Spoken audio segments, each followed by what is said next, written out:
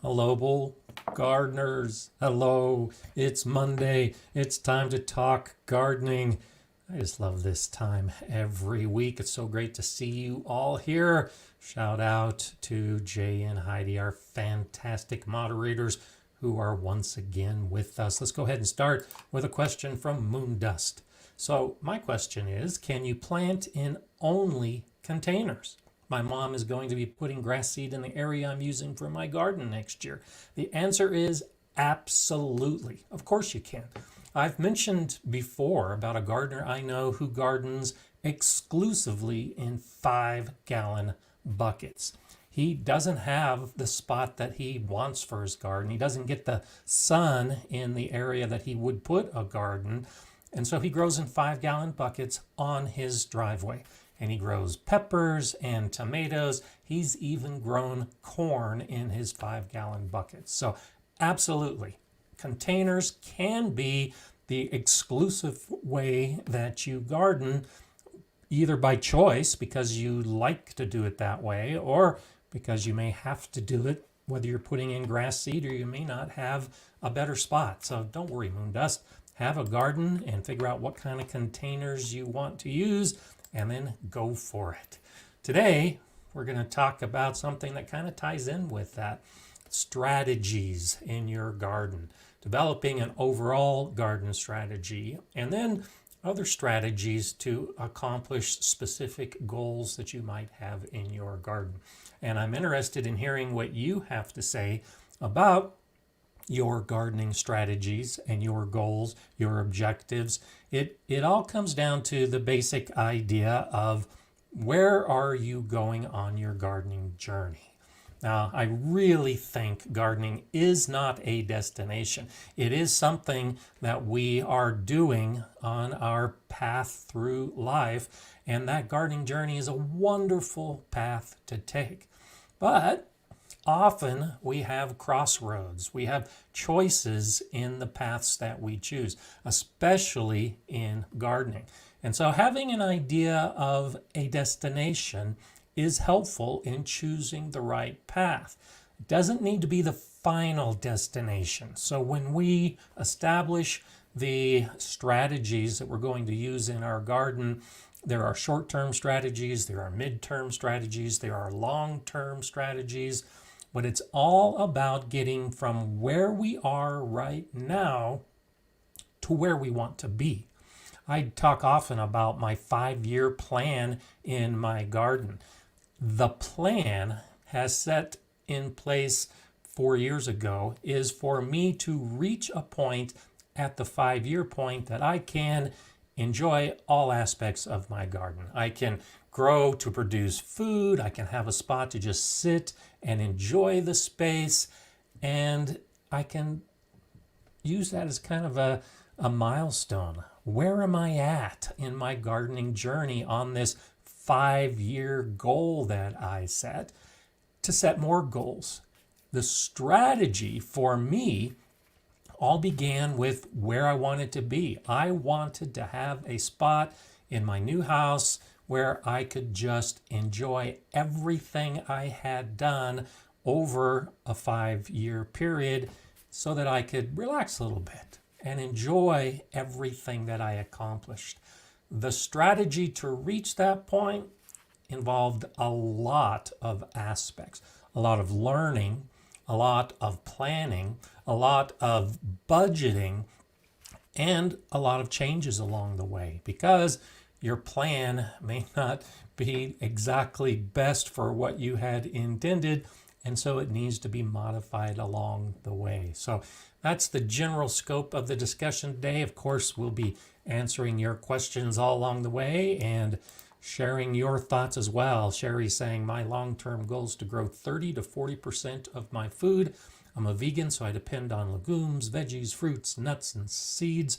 I don't mind buying avocados, bananas, etc., but I'd like to produce a lot of the rest. So, great goal. Fantastic goal. So what is your strategy now to reach that goal? And the strategy can include a lot of things. To grow a lot of your own food, You need to learn how to grow large scale operations like multiple beds in your garden. So your strategy may include building 8 to 10 beds, and that could be in-ground beds or raised beds, and then learning what you need to learn to have the successful harvests that will include 30 to 40% of your diet. The pieces along the way, like the short-term strategy, may be something like, I'm going to become a master gardener. I'm going to go down to my local extension office, sign up, and go to the master gardener training so that I have a good foundational knowledge as I move forward.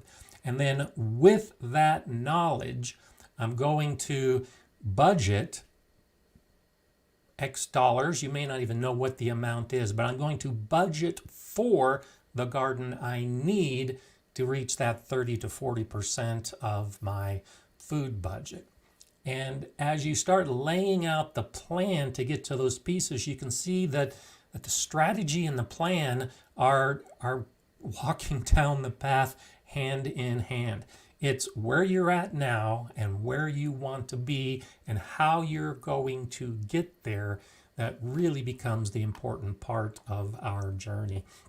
And so I think it's one of those things that I can't give you your strategy. I can't tell you what your plan is, but in the discussion today and as you move forward, hopefully you'll have some ideas. The Gardening Channel with Hot Potato says 1 5-year plan personally includes making 10 fig trees that have 3 varieties on each tree, 3 in 1 fig tree. Great.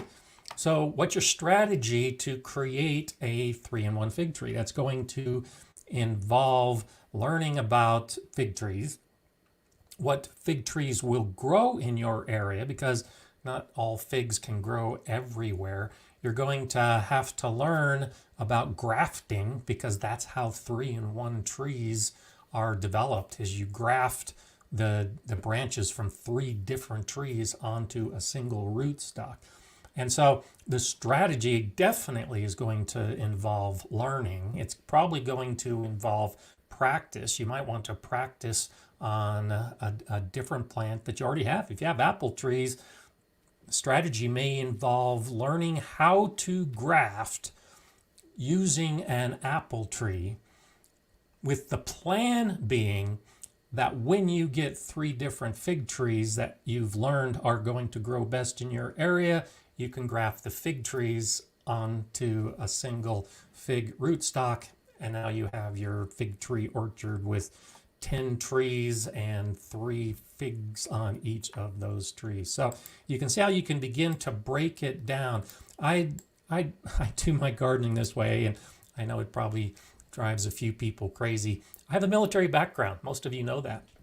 I had a career as an Air Force officer, and I learned all about strategy and tactics. I graduated from Air Command and Staff College and Air War College. I learned about the history of warfare, about planning for warfare, battles, strategies up and down the line. And so for me, with that background, it just became natural. I didn't even think much about it as I started laying out my gardens, until I realized that the plans I was putting in place and the strategies I was developing to reach my gardening goals, it's just like most of us confront, be it in the military or if you have a business background, it's the same idea. Successful businesses have business strategies. Then why wouldn't a successful garden have a garden strategy? So many gardeners, I think, approach this from a day-by-day aspect. I want to grow carrots. I want to grow tomatoes. And they really don't look much into the future as to how they're going to have that successful harvest, which really may be the goal they're looking for in any particular season. And so without developing a strategy, they wonder, why didn't the carrots turn out? Why didn't they get a successful tomato harvest? Because they didn't have a strategy for good tomatoes. They didn't realize that they needed to learn about pests and disease and soil, maybe fertilizer, maybe weather, maybe a lot of things that some of us take for granted, like trellising and spacing and pruning. Those are all important aspects to growing a tomato. It's all part of the strategy, is figuring out that you need to learn and then put all of those specific actions, those tactics in play to achieve that final goal. And for me, as I've said recently, eating the first delicious black cherry tomatoes of the season, that's what it's all about. If I can have that one delicious tomato, then I have a successful gardening year. Everything comes down to me in my garden developing the strategies to have that successful tomato. And in recent years, last year and this year, my strategy involved growing tomatoes in my greenhouse. Had a terrible hailstorm last night. It wasn't forecast, it was unexpected, it was very late. Normally we get hail during the middle of the afternoon. And I was very worried about my tomatoes. It's the first thing I did today was go out and check the tomatoes that I hadn't covered with hailcloth. They did fine, but I was worried. One of my strategies to ensure that I always have that wonderful tomato harvest is to grow tomatoes in my greenhouse. I also grow tomatoes outside under hailcloth for the same basic reason. But it's a safety factor. It's a way to ensure that I have that delicious tomato that I'm always looking for in every single season. So as I share my strategies, start thinking about the things you do that you may not have even realized is a strategy towards your gardening success. And when you can recognize it as a strategy, now you can quantify it. You can turn it into goals that are related to that strategy. And now you can measure those goals to determine whether it's working or not working and what kind of modifications you may need to do to have whatever success you're looking for. Gardens Happen says, my end goal is to turn my backyard into a mini food forest. There you go. And that's the approach that I'm taking as well. That's why I'm growing all of my fruit trees and my fruit bushes, because I do want the food forest to be an aspect of my garden. So the goal of having a mini food forest, what's your strategy to get to that point? First, how do you define what a mini food forest is? So where are you at now and where do you want to be? What does your garden look like today? And what does a finished, successful mini food forest look like to you? And as you fill in those steps along the way to reach today and the long term tomorrow, then you can start figuring out the strategies along the way that you'll need to accomplish. I knew that I wanted that greenhouse in my garden to be able to grow those tomatoes so that I could have that part of my gardening season. It took a long time to get my greenhouse. I've been wanting a greenhouse, as I've mentioned before, for almost 20 years before I finally got one.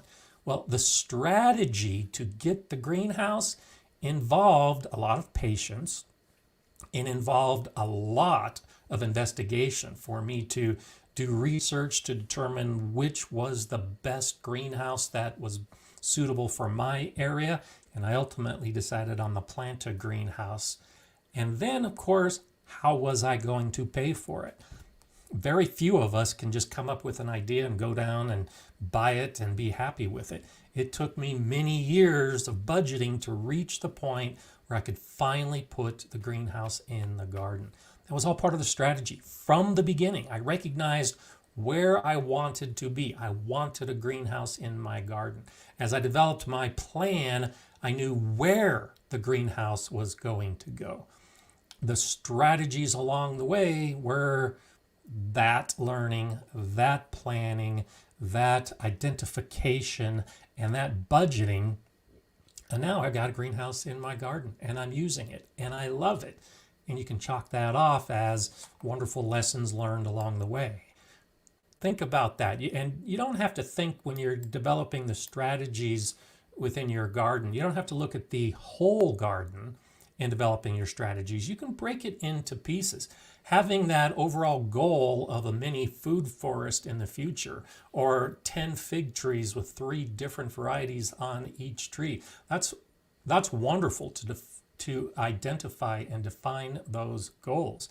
And you can break up your whole garden that way with individual pieces. And then you just figure out the steps to reach that point. And it's not easy necessarily. I'm not saying that we're going to sit down today and come up with the final solution that you're looking for. But it is something to think about as you start putting the pieces together and figuring out just exactly where it is that you want to be and how to reach those steps.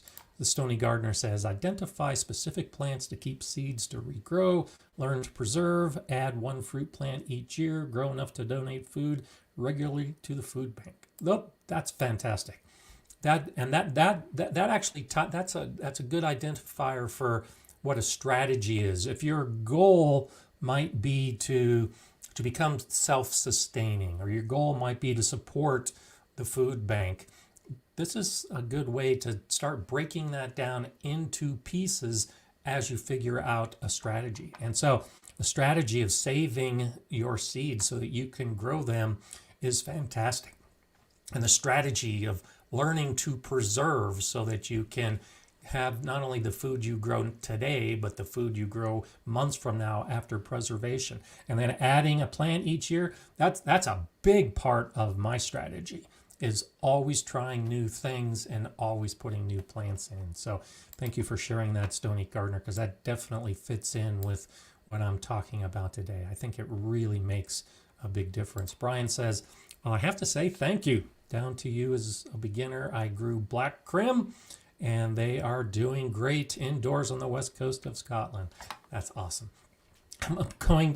You may see it on a film or in a video that I'm working on for this next weekend, but I've got my first real tomato that I'll be harvesting probably today. I have to decide when I can get my camera out to film it.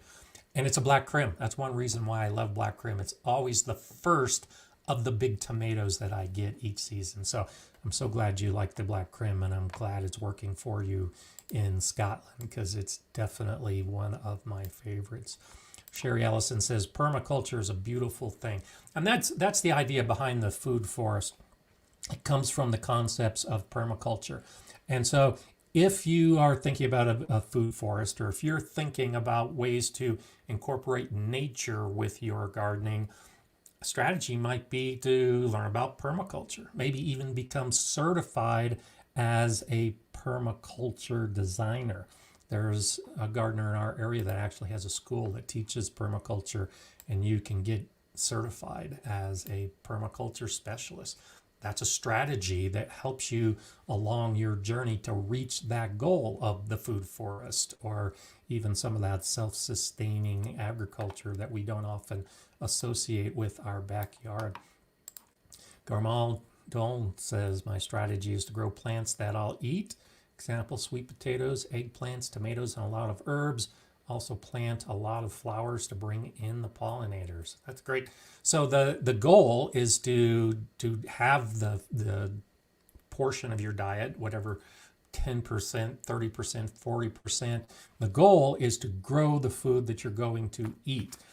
The strategy comes into play being to grow the plants that you're actually going to eat. I know a lot of gardeners, I've been guilty of this myself, where you want to grow food that you're going to eat, and then you end up growing plants that nobody likes, and you don't eat it, and it goes in your compost pile, or you give it all away. If your goal is to actually support your family and eat the food you're growing, strategy is to choose the right kind of plants so that you're actually getting the benefits of your garden. So I know that some of it is semantics and it's how we approach the wording, but it does make a difference as to how we like to put it all together. Isabel, thank you for being here today.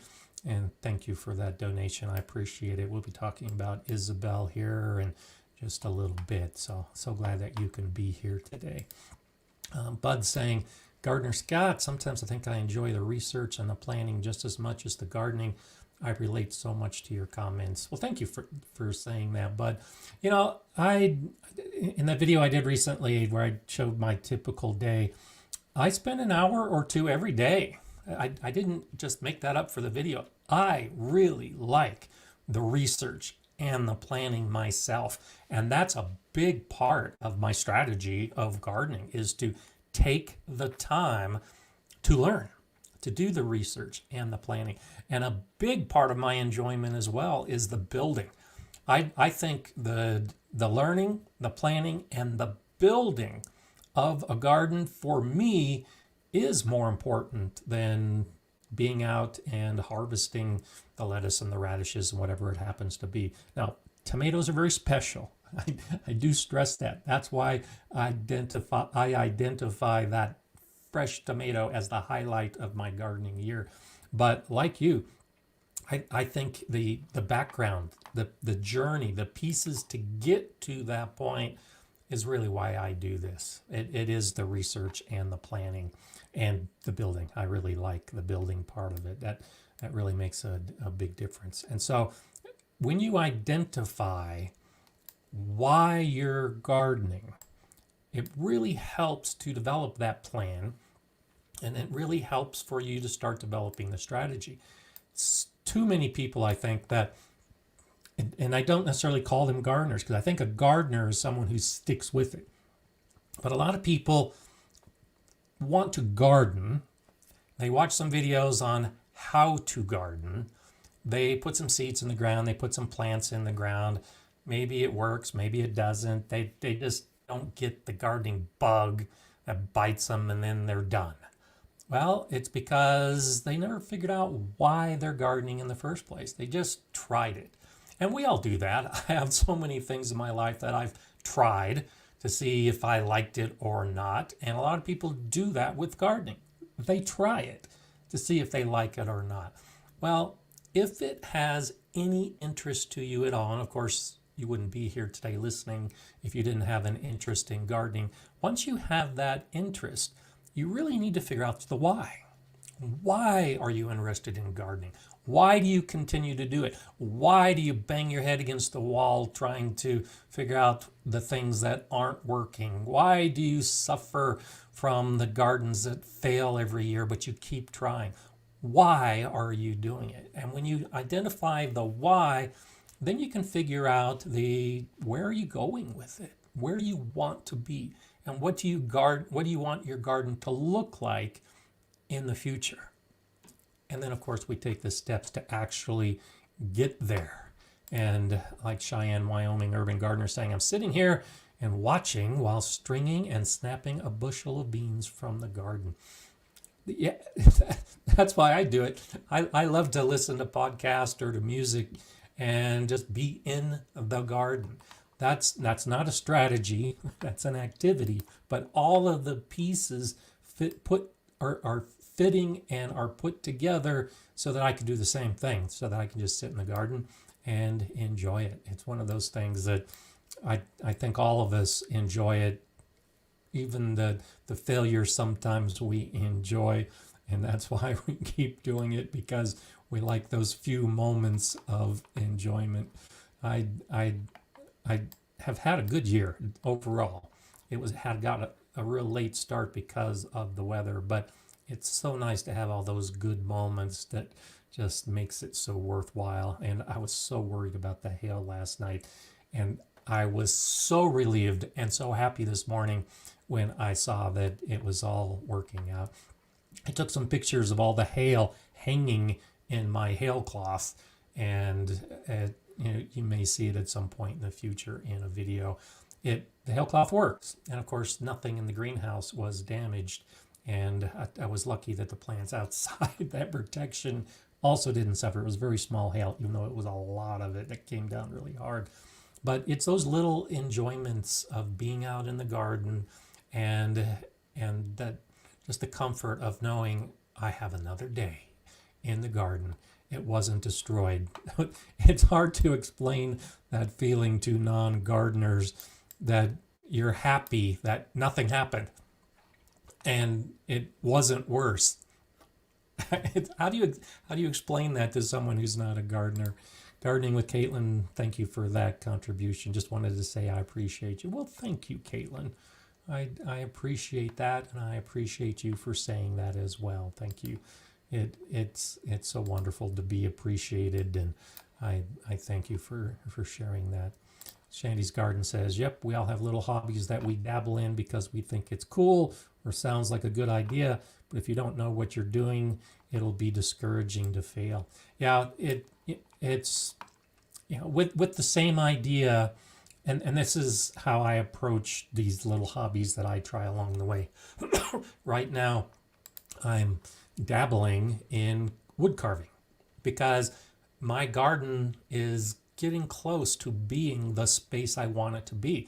And so now that I have the spot in my garden that I can sit, what am I going to do when I'm sitting in that spot? And I listen to podcasts, I listen to music, but I like to stay busy. I like to keep my hands moving. So I'm learning about carving, about whittling. But that's a goal. That's something I want to do. I want to get to the point where I'm sitting in the middle of my garden and whittling a little character out of a piece of wood.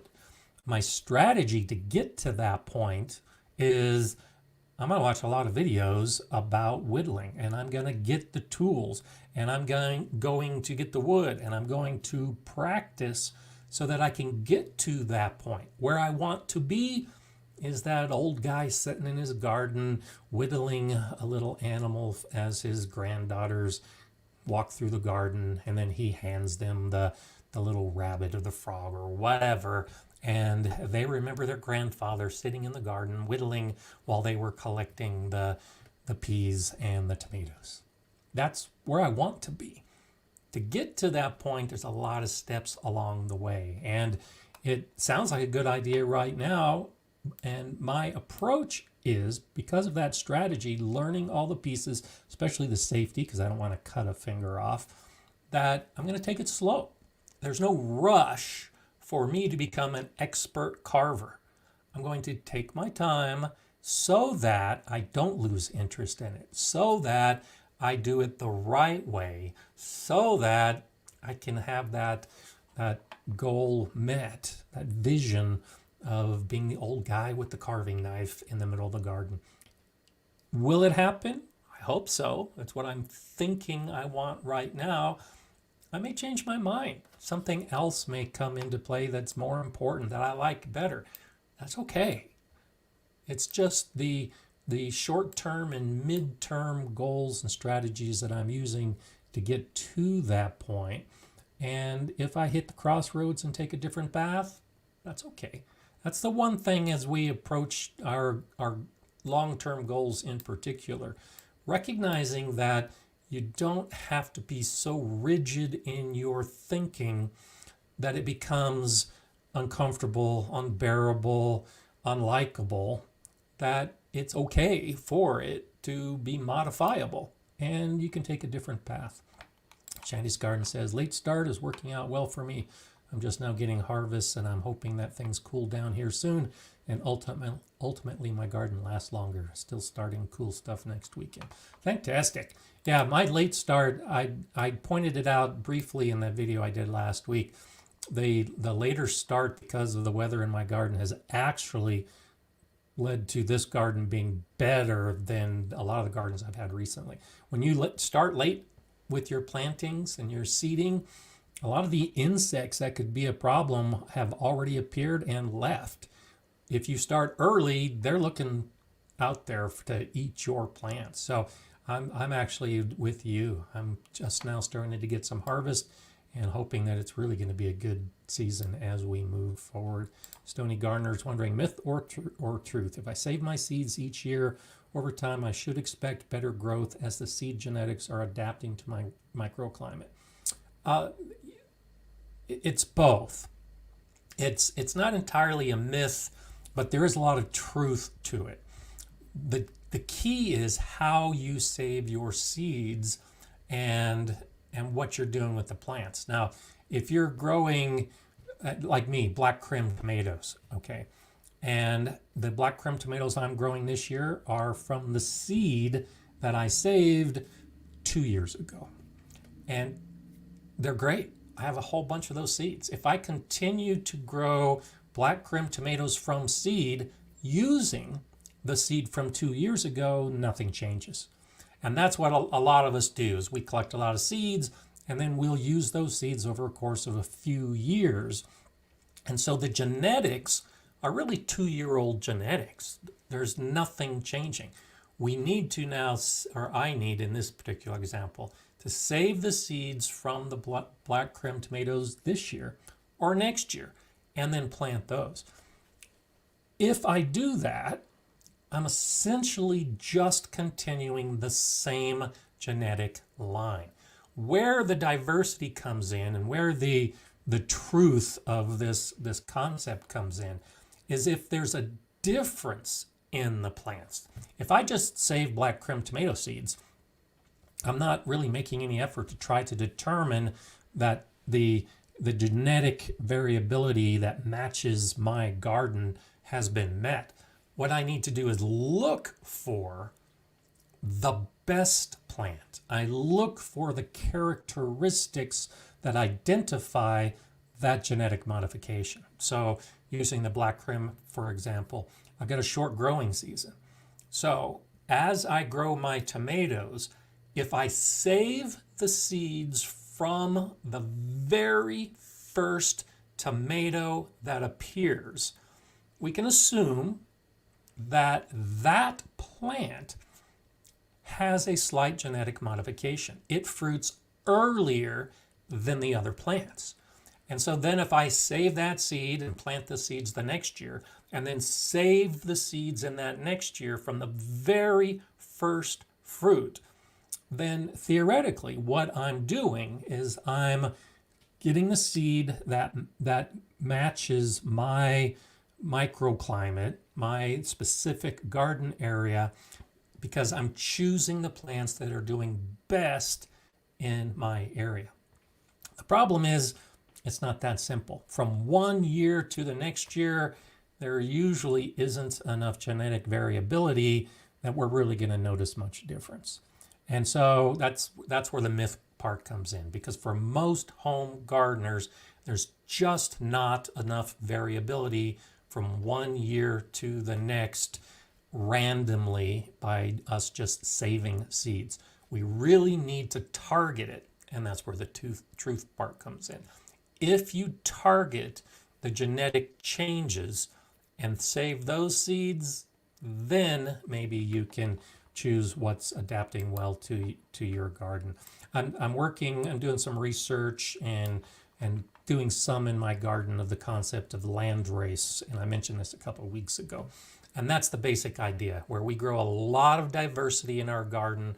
We allow for cross-pollination. We recognize the plants that have the characteristics that we're looking for. So like in my case, I'm looking for those plants that are growing fast, no disease, harvest early, and can handle a little bit of cold conditions.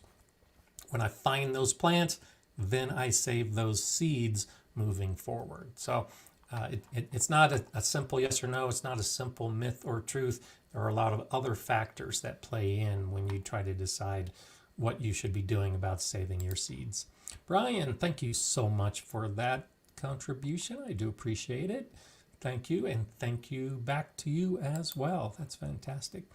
So let's see. Cheyenne, Wyoming Urban Gardener says, I grew Kentucky Wonder, Rattlesnake, Half Runner Poles, Royal Burgundy, Contender, Provider, Early Serve, and Triomphe de Farcy bush beans. That's fantastic. I've grown Kentucky Wonder. Rattlesnake is one of my favorite beans, and I grew Royal Burgundy a couple years ago. I did a video about growing a purple garden, and I think it was the Royal Burgundy that I was growing. So that's a fantastic variety of beans that you're growing.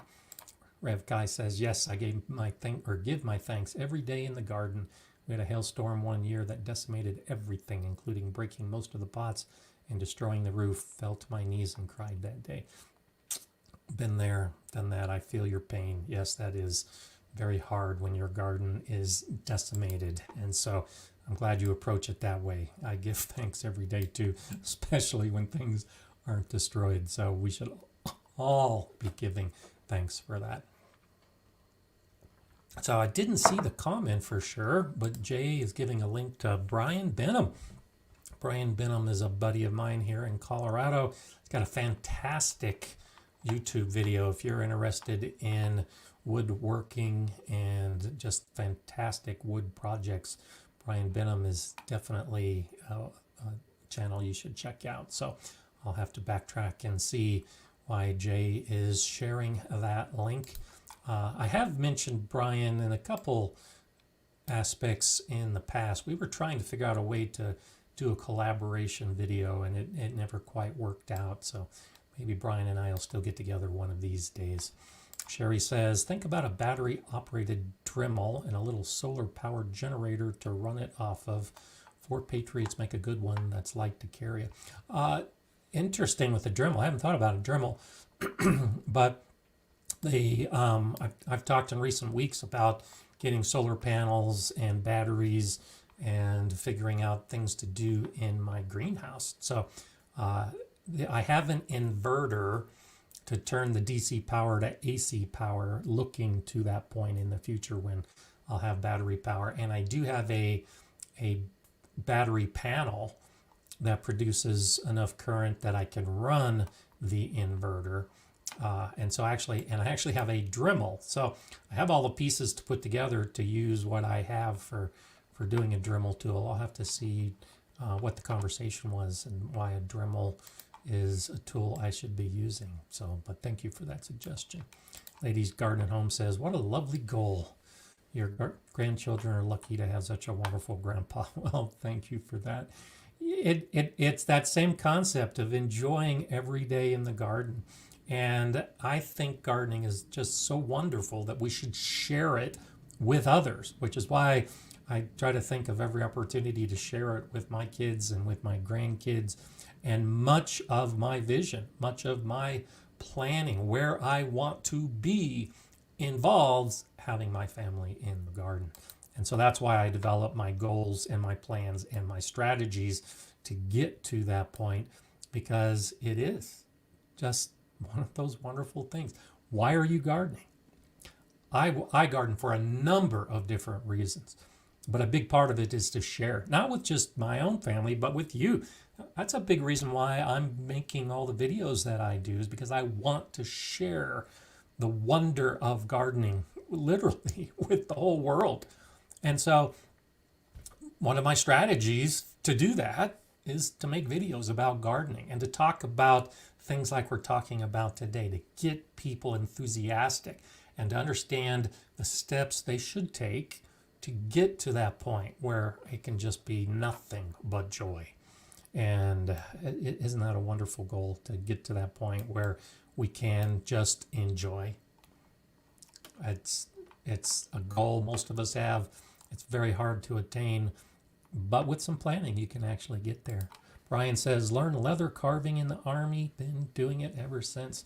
My brother-in-law does leather, and I got some leather tools. I dabbled in it, and I've been thinking about revisiting that. I was thinking if I figure out the whittling, that I'll start adding leather to the mix too. So thanks for sharing that, Brian. It's good to hear that you're doing that, because that's a motivator. When others do it, sometimes it's encouraging to also do it yourself.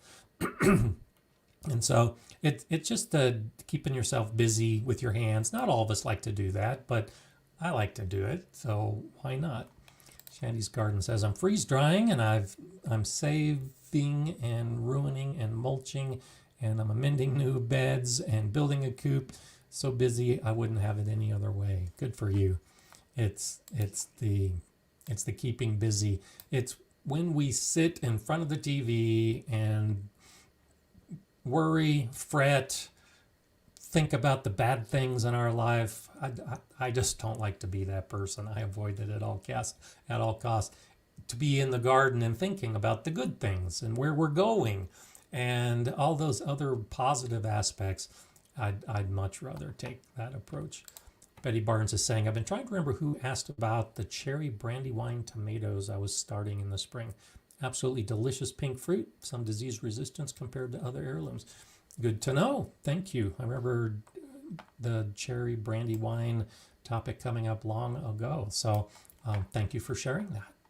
That's one of those things that if you're looking for a nice pink fruit with some disease resistance and an heirloom, Betty says cherry brandywine. It's suggestions we learn from others. So the couple years ago now, because last year I had a really good year, so it's been 2 years since a number of you suggested the black cherry tomatoes to me, and now it's become one of my favorites, and it's doing great in my garden already, especially in my greenhouse. But the terracotta, terracotta, I forget exactly what it's called.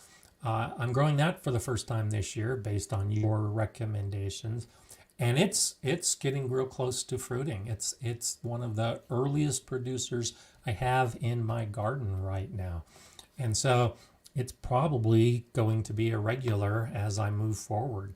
So I always appreciate what you all suggest, and I think it's a good idea that you keep sharing those ideas with each other, because I can definitely use them for my own garden. It's finding those wonderful things that we like to do and then keep doing that makes it so wonderful. Wyoming Skies is asking, can pumpkins get cross-pollinated with other squash? Yes, they can. Mine are an oblong shape but still developing.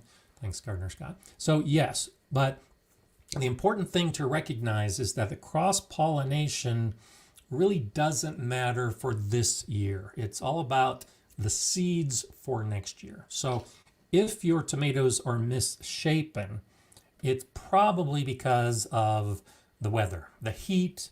It could be the water, they got too much, they didn't get enough. It could be the temperature at the time that fruit was forming. It's not going to be because the pollination was affected by a different type of fruit. The genetics in that pumpkin are preset. And so when the pumpkin starts developing, it's going to grow based on the genetics that were in that seed from last year. If a pumpkin is cross-pollinated by a squash, then the genetics will change. And if you save the seed and next year plant the seed, then you can expect to see that the pumpkin's probably not going to look like a pumpkin. It may look like a cross between a squash or a pumpkin, or it may just flat out look like the squash but be growing on a pumpkin vine. And so I know there's a lot of confusion about the cross-pollination affecting this year's crop, but it just doesn't work that way. Think about apples, for instance. Great example of how this works. Apples require pollination from a different type of apple. And so you can't just grow one apple tree and expect to get a whole bunch of fruit. You need to grow 2 apple trees. And the other apple tree needs to be a different kind of apple tree. Well, if you're growing golden delicious apples and you have a red delicious apple, if you have those 2 trees, every year the flowers that develop on your golden delicious apple tree are going to be golden delicious flowers, and they're going to produce golden delicious apples, even though they were pollinated by a red delicious flower. And on the other tree, same thing. It's a red delicious apple tree producing red delicious flowers, which will produce red delicious apples. They're cross-pollinating each other, but they're producing the fruit from that plant in that year.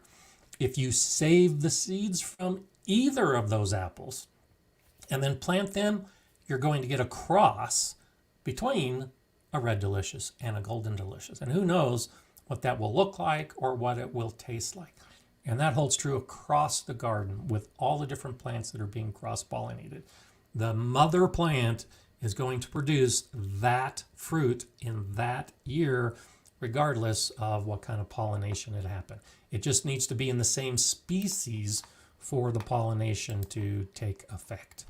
Shandy's Garden is saying strategy equals the highest need. Seed saving, freeze drying every week, mulching, amending, pruning, tying up, building a coop, rearranging the garage for the rest of the food storage, all things. I love it. Yeah, your strategy is to stay busy and to make it all happen. And that can be a great strategy. You can also have the strategy in gardening of taking it easy, of not working hard. And that's my ultimate strategy. My ultimate goal, like I said, is sitting in the garden and whittling. And so the strategy to get to that point when my gardening is concerned is to make gardening as easy as possible, to have learned all of the pieces that I need to know to choose the plants that are easy to grow and easy to maintain, because the strategy is to do easy gardening so that I can have all that free time and enjoy the time with my family. So there's a lot involved with how we put it all together and make it all work. Karen at A Garden for All Seasons says, shade fabric is up, good for you, but we'll probably have to put the greenhouse up to protect them from early frosts. I put in an 11 millimeter clear tarp over a frame, huge harvests over a prior year after a late start. Good to hear that. You know, and that's one of the things, especially when we compare one year to a previous year, and we can recognize what we did differently. So having the shade fabric, the protection, and having a better year, I'm glad to hear that it's working out for you. That's fantastic. Sherry says the Dremel suggestion was to add fun to whittling. Ah, there you go. So you can go from rough cuts to sculpture with the Dremel. Great suggestion.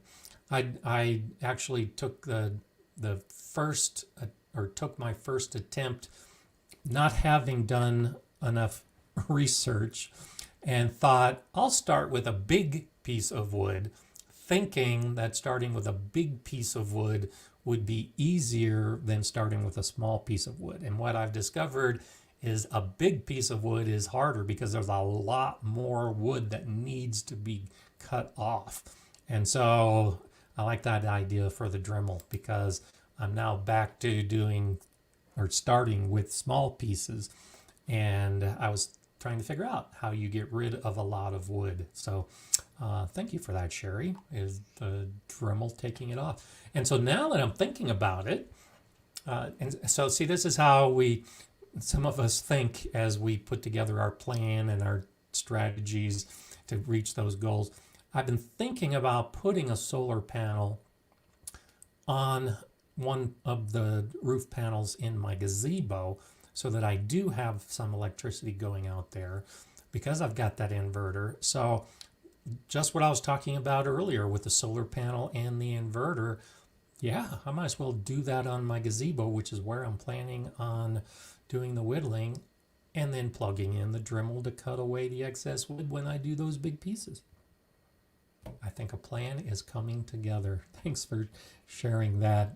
And I think you really have helped, Sherry. You really have. I like that idea. And I think it's something you may see a video about in the future when I start adding the solar panel to my garden. Gianna says I'm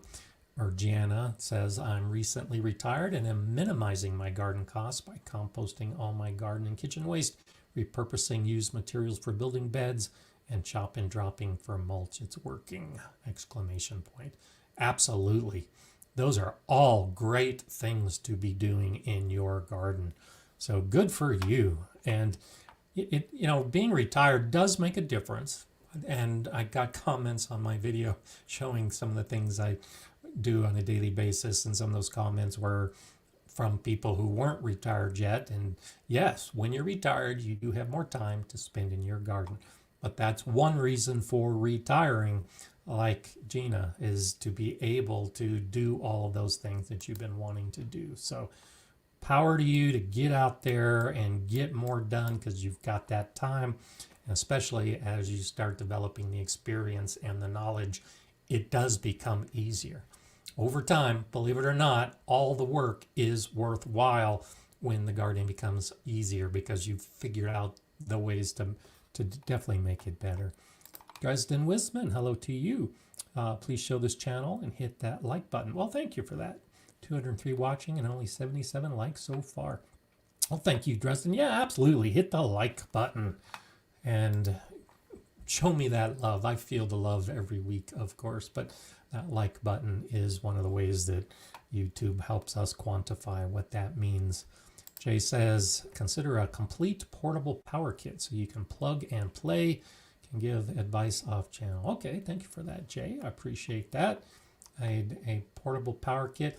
I've been looking at some of the like solar power generator options, if that's what you're talking about. So yeah, shoot me an email and let me know what you're thinking, because I do like that idea of having some power out in the garden. It's just too far from the house to actually run a power line out to the garden.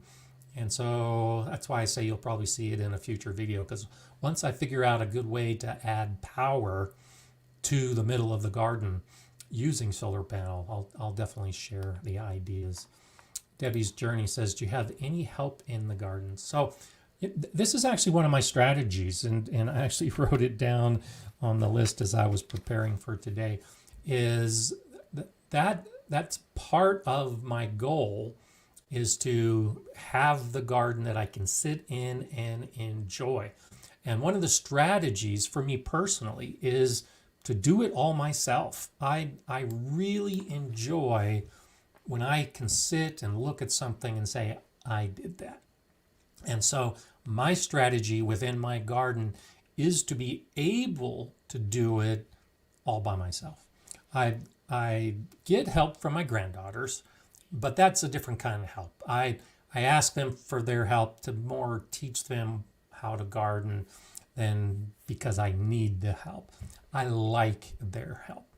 And the same when my daughter is here, and I typically don't ask for help from other gardeners because I want to do it all myself. So the answer to your question is, do you have any help? Yes, I have help. I have people who have offered. I have family who would be more than glad to help.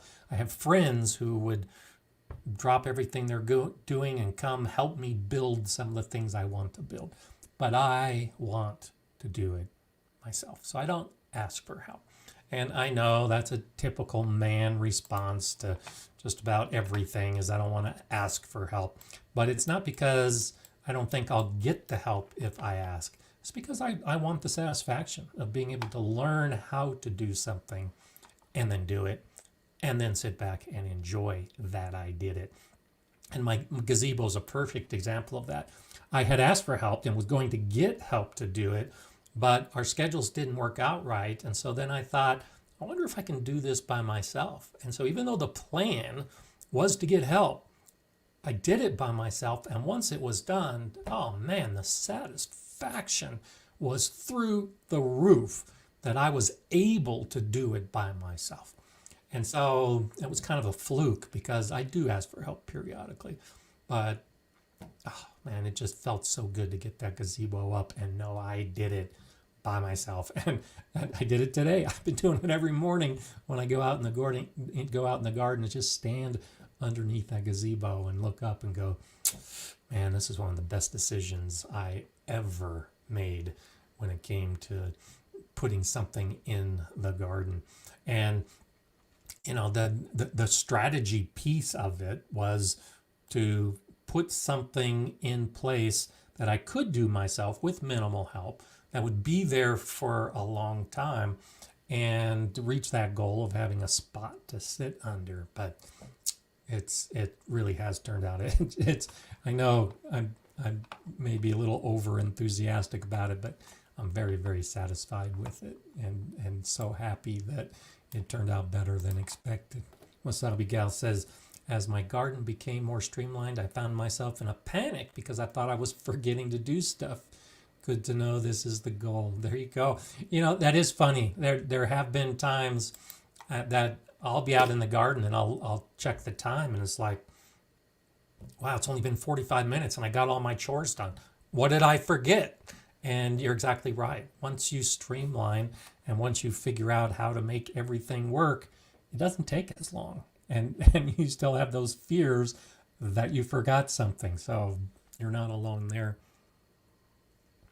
I have that thought often in my life where I think I forgot something, and it's usually something that either wasn't important or wasn't forgotten at all because of all that planning and all that prep.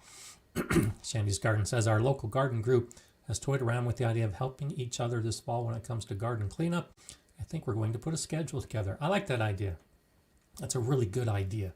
That there are so many things that need to be done in the garden, especially when it comes to the cleanup aspect, and it just doesn't get done. But if you get 2 or 3 people together, it happens in no time whatsoever. There's a synergistic effect that if a job takes you 3 hours to do, and you think, well, if I get 3 people together, it's only going to take us an hour.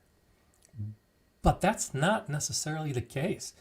A task that takes you 3 hours and you get 3 people together, you might be able to finish it in half an hour.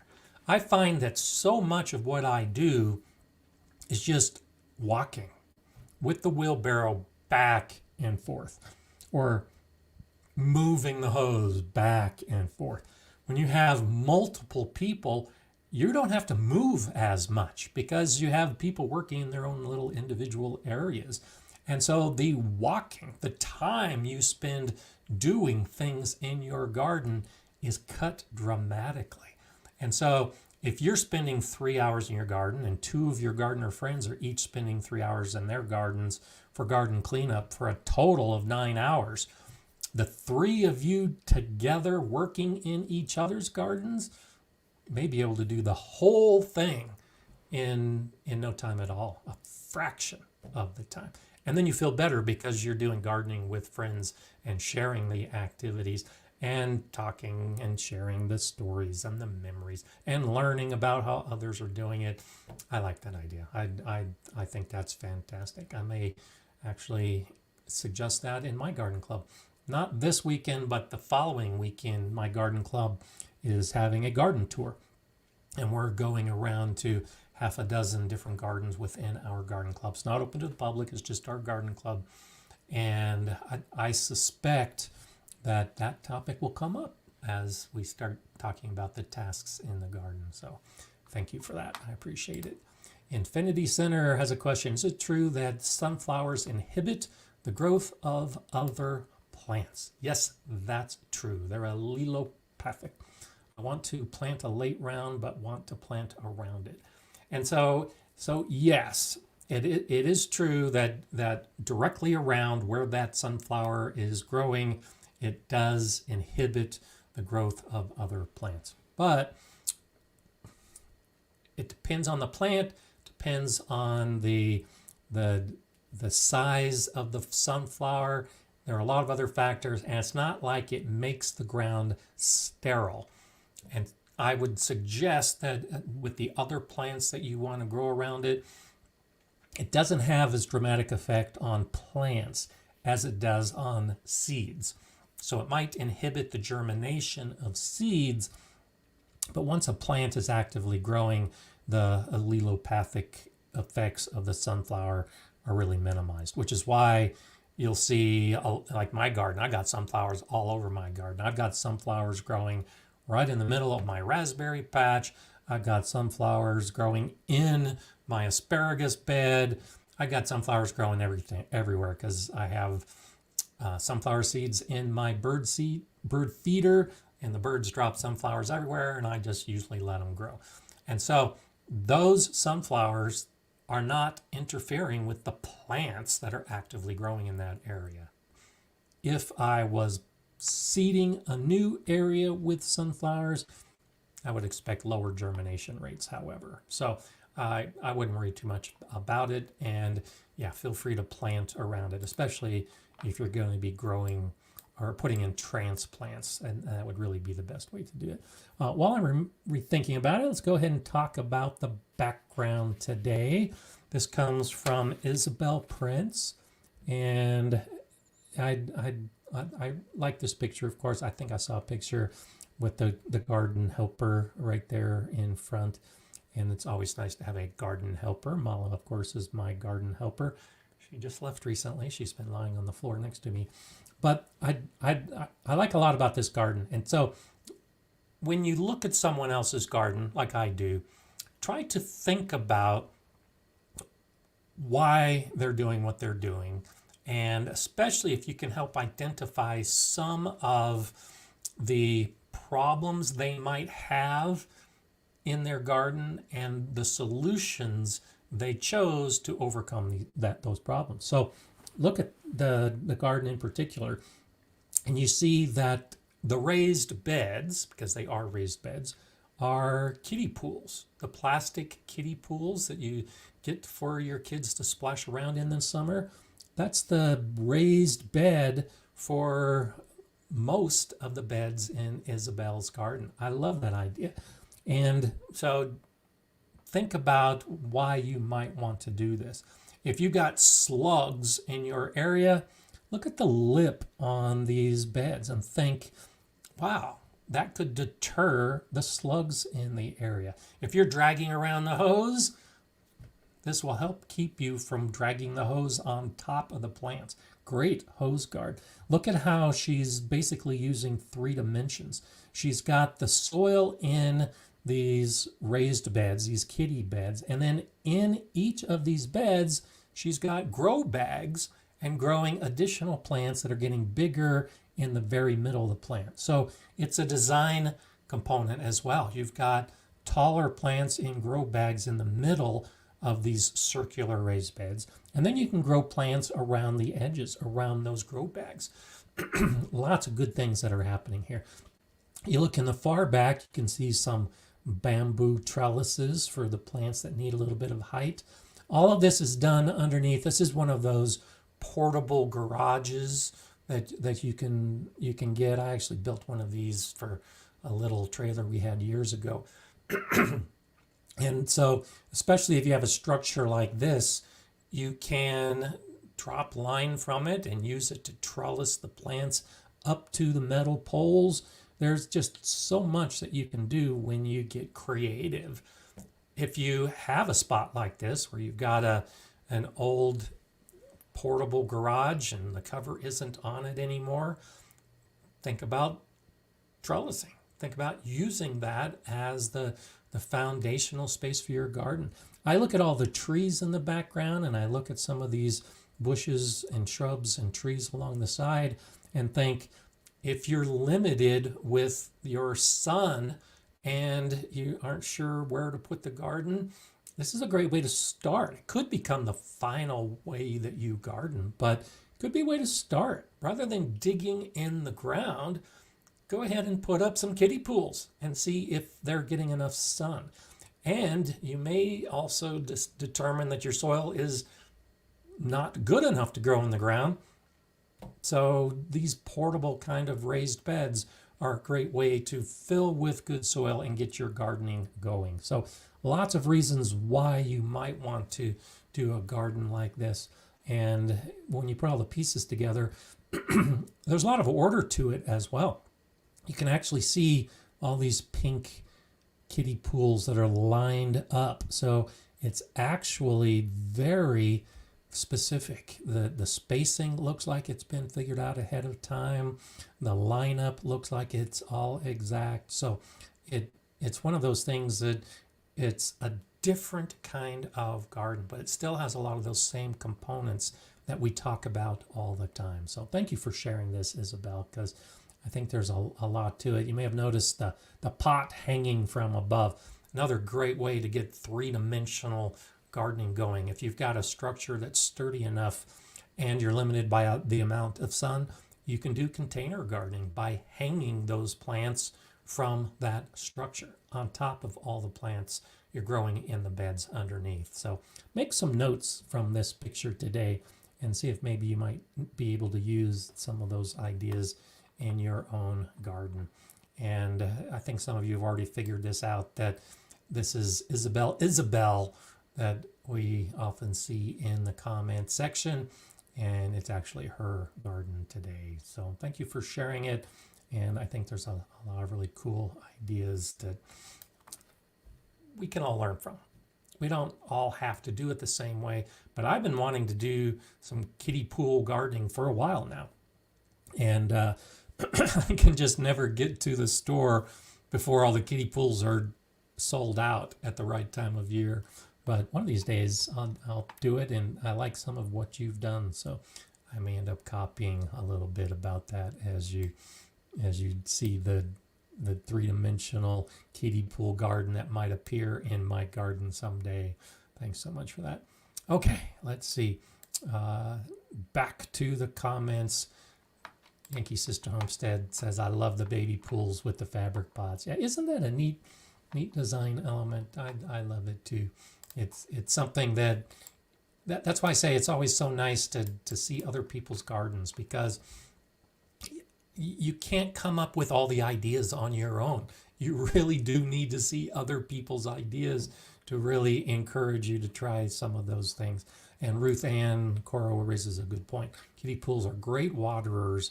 I have a few larger size wash basins and a litter box that I use for waterers. So that's a good idea as well, to have that the basin that you put water in as you're going through your garden and filling your watering can or whatever it is, however you choose to water. So good idea. And like DLR 978 says, thank you for sharing the garden with us. For all of you, if you'd like me to show your garden in the background and talk about it and point out some of the good things that I see, and sometimes I've had some feedback, I'll point out something that I really like about the garden, and sometimes that wasn't intentional by the person that was doing the gardening. It's just what I saw from the garden, what I learned from the garden. And what we learn may not always be the lesson that the person is trying to teach, but it doesn't mean that it's not a good lesson. So I like seeing other people's gardens, and I'd love to see yours. You can send it to gardenerscott@gardenerscott.com, and please send it in landscape versus portrait. That's the best way for me to use it, and it's the best way for me to see the whole garden area. And send me the full file size. Most importantly, give me permission to use it, and then you may see it as a backdrop someday, and we'll definitely talk about it and share some of the ideas. And I see so many things. You can go back to all of these live streams for a long time now, last couple of years, and see the gardens in the background.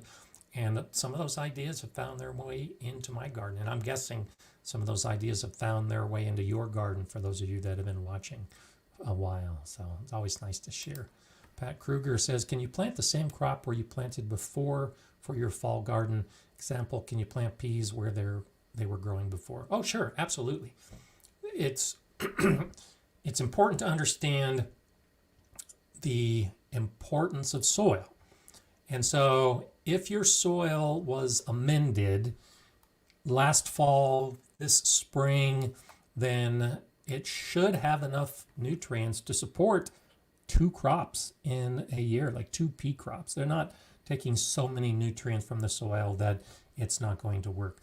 Recognize, however, with that same thought in mind of the soil, that doing the same thing next year might cause some deficiencies in the soil. So I like to do most of my soil amending in the fall, but there are years that I do exactly this. And I've got a bed that I'm doing it in right now where I had beets growing early in the year, and I'm putting more seeds in, more beet seeds in now. So essentially 2 crops of beets in the same bed over the course of the season. Instead of getting the fall amending this year, because beets will be growing into the fall, so I'll kind of miss my window for amending, I will amend in the spring before I put plants in that bed, because I have to assume that there will be some deficiencies in the specific nutrients that beets take up. All plants take up the basic macronutrients and micronutrients, but different plants will absorb them at different rates. And so we want to try to replenish those nutrients as much as possible. And so, sure, you can definitely put the same crop in the same bed twice in a given season, but recognize that fall or spring amending is probably a necessity when you're growing a fall garden. Because for most of us, our fall garden grows until the winter comes and it's freezing and it's cold and we don't want to get out and start amending the garden bed. I don't like getting out in the cold to amend my garden. And so wait till spring. But think about the soil and putting the nutrients in, and do take notes. This is, a garden journal opportunity. You shouldn't see a difference in the plants growing from a spring garden or a fall garden in the same bed. But if you do, go ahead and stop and think, oh, okay, well, I didn't amend the bed in the spring. I didn't amend the bed last fall, and I grew those same plants in the bed last year. So it makes sense that the soil is deficient because I didn't feed it last year or this year, and I've just really abused the soil by putting the same plants in over and over again without caring for the soil. Those are the kind of things to look for. But if you are regularly taking care of your soil, then no, it shouldn't be a problem whatsoever. And it's one of those things that I do it all the time. And I do try to amend the beds as much as possible, but in some of the beds, they do get abused. They don't get amended as well as they should. And especially over time, you'll notice the differences. And so especially in my enclosed garden area, the plants that are growing in there this year are so much better than they were last year. Same plants. I'm growing tomatoes this year in the same bed that I grew tomatoes in last year. But the key difference is that last year, that was brand new soil. I had just filled those beds in that year. And so the soil life hadn't developed yet. And a lot of what I had put into the soils amendments hadn't broken down yet. So though I had a good tomato harvest last year in that bed, and the plants did pretty well, they did struggle. This year, especially after that fall amending and really caring for the soil, the plants are doing amazingly good this year because the soil is 1 year more mature than it was last year. And so more nutrients, healthier soil, plants are doing better, and I can see it from 1 year to the next. And I know it's the soil that really does make a difference. Shandy's Garden's asking, I plan on adding ash from some fall bonfires. I know not every plant benefits from the extra potash. So for future rotation plans, I need to know how long does that amendment last. So there are a lot of factors when you're using ash from the garden. And so ash adds potassium, potash, to the soil. Potassium does not move through the soil. So nitrogen, when you add it to your soil, it can actually leach out of the soil. Nitrogen moves through the soil with the rain, with the watering you do. You need to add more nitrogen to your soil because the soil can be depleted of nitrogen pretty easily. Doesn't work the same with potassium. Potassium tends to lock itself into the soil. Because of that, you might think you need to add it more often because you need to fill the soil with that potash, with that potassium. But you really don't, because it's locked. As long as it's amended, as long as it's worked into the soil, the roots are going to find it. And so instead of you moving the fertilizer to the plant is going to grow to the fertilizer and use as much of it as it needs. So you don't need to do it very often. You do need to be aware of the pH of your soil, because adding that potash to your soil is going to raise the pH. And so that's something that we typically don't do in most of Colorado. And if you look at the extension website through Colorado State University, they're very specific saying don't add ash to Colorado soil because our soil generally is alkaline.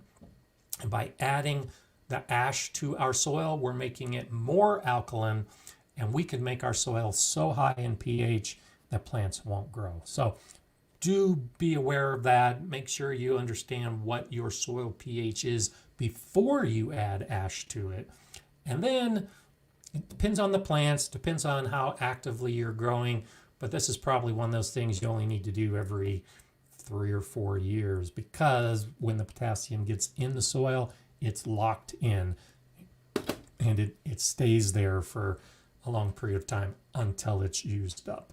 And the wood ash really can be a pretty effective way. Where you see it used a lot, and especially the YouTube videos that tell you to add ash to the garden, those gardens are often in areas that get a lot of rainfall and they have acidic soil. And so they'll add ash sometimes every year because it's so rainy and it's so alkaline, and it all balances out when you're adding the ash to the garden. So the climate also plays a factor in how you're adding ash to your soil and how often you're doing that. So lots of other factors to take into account. So it's hard to believe. I look at the clock and I think, I can't believe how time just flies when we get together every Monday.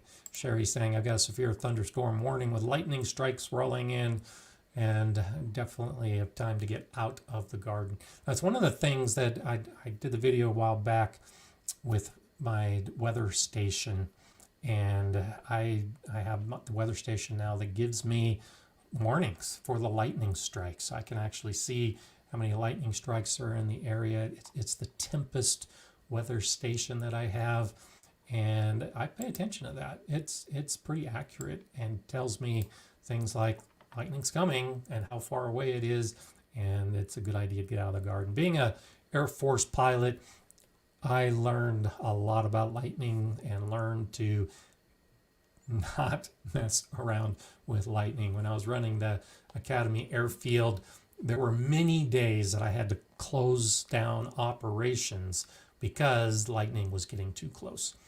And in the airplane world, if lightning is close, you just get everybody out of the airplane into a building and don't mess with it. Well, why wouldn't you think about doing that in your garden? Too many of us push the limits. We're out there, it's thundering, it's lightning, it's rain, and we think, oh, I'm just going to put these seeds in. Oh, just a few more plants. No, get inside. Don't mess with lightning.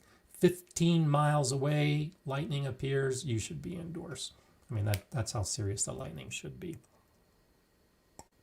And I know I push the limits, even knowing as much as I do, but better safe than sorry. I was doing some looking at the weather station, and there was a storm rolling through, and saw some flashes, and then heard the lightning. It's like, oh, that's pretty close, and I recognized that it was like 10 miles away. And it's like, whoa, that moved up pretty fast. Get inside. Don't mess with lightning. Okay, let's see. Back to Tanya says, friendly reminder to give a thumbs up. Thank you, Tanya. I appreciate all of that. And I love it when you guys are talking back and forth and sharing ideas and talking about flavors like Betty is responding to Bettina. It's so fantastic that you guys can have the conversations with each other while we're going back and forth with all of these other topics that we're talking about. Such a fantastic group. Everything is just, it's the whole gardening world that we have. And I encourage it. That's one reason why, I think it's so wonderful that my garden club is doing the tour of gardens. We haven't done this. Apparently they used to do it years and years ago, but we're doing it again. And it's the idea of building that community. It's sharing ideas, it's talking, it's having that interface with other gardeners. And what better place to do it than in your garden?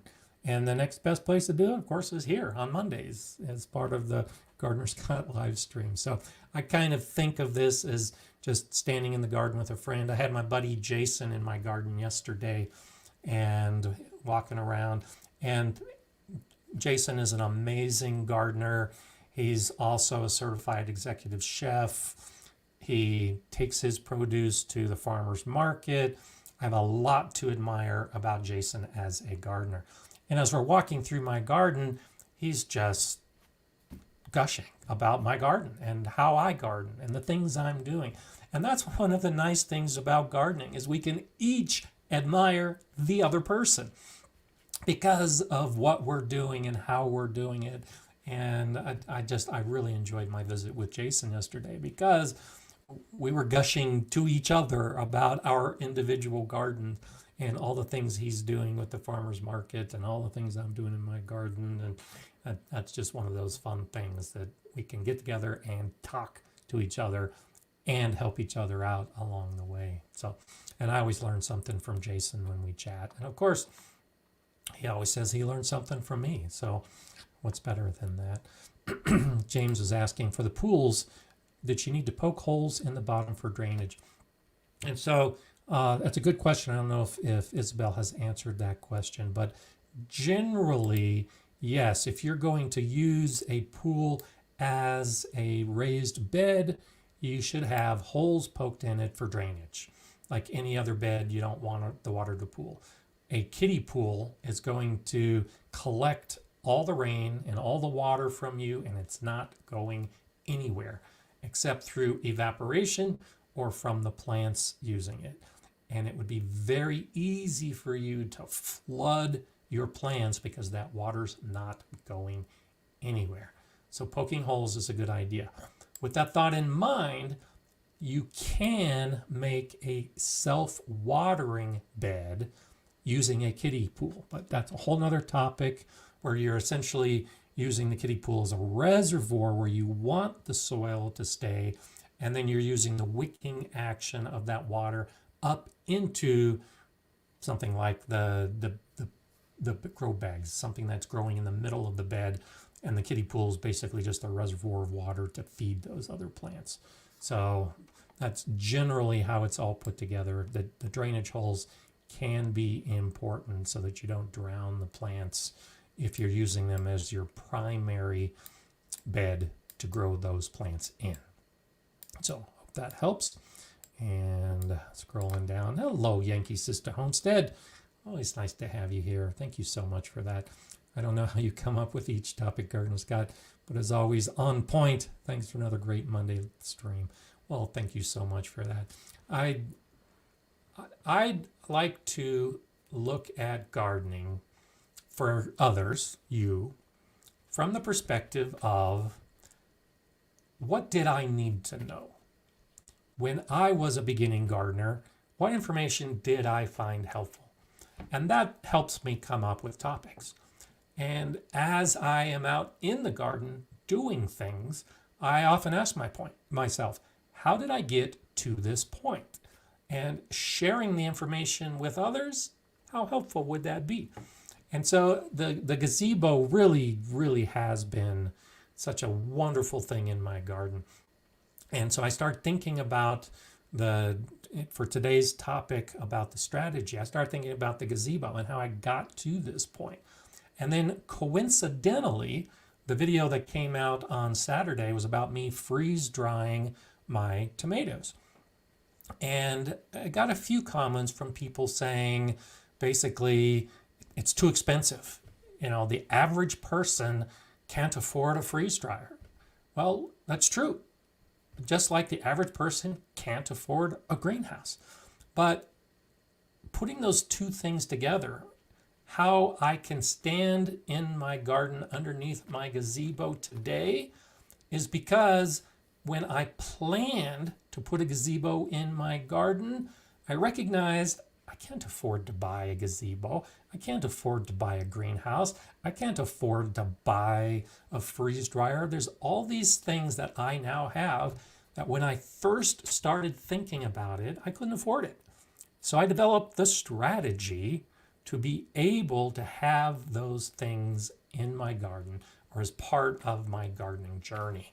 And that's why I wanted to share the whole concept today about strategy. Is when you start developing a strategy to get to a point you want to be at, you figure out how to get there. And time and budget are definitely a factor. And so using the freeze dryer as an example, I recognize that a freeze dryer is outside the realm of many, many of you, probably most of you. But I do the freeze drying videos to show it's pretty cool. I became a master food preserver back in 2005. So for 18 years, I've been preserving food. It's only been the last year that I've been preserving in my freeze dryer. And so that gives an idea of if you've got the patience and you've got the plan and you develop the strategy, you can have these things in your life. You just might not be able to do it overnight, and it might not be something that you can afford today. But think about things like, if you're a Starbucks person, I don't drink Starbucks coffee, but let's say you're a Starbucks person. How many Starbucks do you need in a given week? If you cut out 1 or 2 of those over the course of 5 years, 10 years, in the case of my freeze dryer, 17 years, you might be able to afford a lot more than you think you can. But it involves a plan. It took me essentially 25 years from when I decided I needed a greenhouse. Now 23 years. I was doing the math yesterday. It took me 23 years from the time that I decided I wanted a greenhouse until I actually got a greenhouse in my garden. And so, that's why I talk about these things like planning and goals and strategies in your garden, because all the cool things I have in my garden really are pretty cool. But it took a long time to reach this point. And I know a lot of you are new gardeners, you're young gardeners, and if you start thinking like I do now, instead of waiting until you're in your mid-60s to enjoy some of these gardening things, you might be able to enjoy these things in your mid-40s or mid-50s. You'll have an extra 10 or 20 years to enjoy the things that I never got to enjoy. And I think that could be an inspirational approach to gardening, to get that early advantage of sitting in the garden and enjoying all the things that you want to do.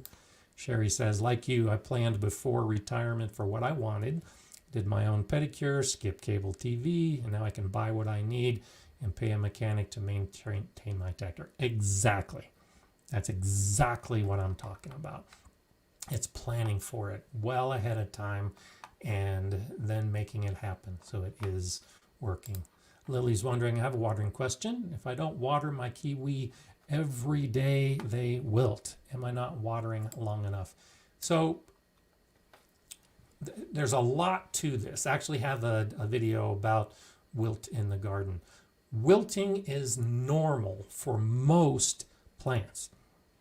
During the heat of the day, plants shut down the transpiration, the movement of the water through the plant, so that they don't lose too much water. And that's wilting. The turgidity of the plant drops, the plant wilts, and then when the temperature cools, the water starts flowing and the plant perks up. So that's the first thing to look for. If your plants wilt, but then once the sun passes over and the temperatures become cooler, does the plant perk back up again? If it perks back up again, then it's perfectly normal. The wilting is not a bad thing, And by you watering, you might actually be watering too much. Looking for the same thing, if the plant wilts, then it cools down and the plant doesn't recover, then yes, that could be a sign that it's under watering. The plant has shut down the transpiration, gone through its normal wilt cycle. Now it's looking for the water in the soil to bring back up into the leaves and the stems and the branches and the trunks and go into the nighttime to grow and be happy and start the day all over again, looking for water in the soil. So put all those pieces together. If it's wilting and not recovering, it's probably underwatering. If it's wilting and recovering, then you're probably doing everything right and you don't need to worry about it. That's an older video, and I actually show that effect. I think I did cucumbers in that video. I showed how my cucumbers looked terrible during the middle of the day. And then by doing nothing, they perked up and looked beautiful at the end of the day. It's because that's just a natural approach to garden. So I wouldn't worry too much about that, Lily. That's one of those things that there's a lot more to it than just how much you're watering. The natural response to wilting is to add water, and it's not always necessary, and too much water may actually pose a problem. So be careful about it. And especially like you mentioned that they're in the ground, soil's hard, and have mulch around the plants. If you've got mulch around the plants, it may be okay. Also get down and feel the soil moisture. Move some of that mulch aside and see how moist the soil is. If the soil feels moist, then you also probably don't need to be watering and don't need to be watering about it. And Bless Gail's wondering, what's the best time to water the plants? Whatever's best for you. And hopefully that matches with your plants. If you're working, sometimes you might only be able to do it in the morning or the evening, depending on your work schedule. You need to water as your plants need the water. And so, again, checking the soil moisture to see if the soil even needs water, looking for the wilt to see if the plants recover or not, that can be a good indicator. For me, recently, I'm finding that the best time for me to water is actually in early evening, because we've had these thunderstorms rolling through and I have to pay for water. Water is expensive here in Colorado. And there have been a number of days that I've watered my whole garden and then a storm rolls through. The storm we got yesterday dropped 1.5 inches of rain. I had watered that morning. I didn't waste the water, but my plants got more water than they needed. So this time of year, especially when there's a forecast for thunderstorms and rain, I wait to see how much water falls from the sky, and that determines when I water. So there isn't a single answer to this question. Sometimes the best time to water is after the thunderstorm that didn't drop the rain, because I didn't water that morning and the plants need it. Sometimes the best time to water is not today because it rained, tomorrow, after I've checked the soil and determined if the plants even need water at all. So the best time to water in that case, like for me in my garden today, 1.5 inches of rain yesterday, I'm not watering today at all because my plants don't need it. I'm going to check the soil tomorrow and determine if the soil needs water at all, and then I'll determine if it's in the morning or if it's in the evening. So lots of individual factors for our individual gardens, and you're going to have to figure a lot of that out yourself. Backyard Garden Flow 2021 says, thanks for sharing your knowledge with us. Learn a lot from this live. You all have a great week. Thank you so much for that. And you have a great week at all. Have a great week, all of you. And of course, I'll be back next Monday with more garden discussion. And Yankee Sister Homestead, I'll be putting my thought to what the topic will be so that we can try to figure out something that benefits as many of us as possible. Hope to see you here to find out what that topic is. I'm Gardener Scott. Enjoy gardening.